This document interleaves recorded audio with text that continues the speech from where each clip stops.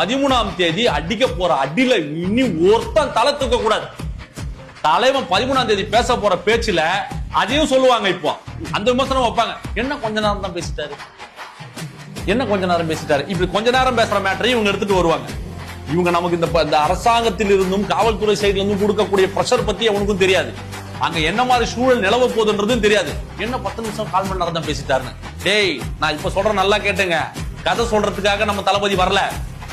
Leo கதையும் பாகுபலி கதையெல்லாம் ஒருத்தன் உருட்டுவான்.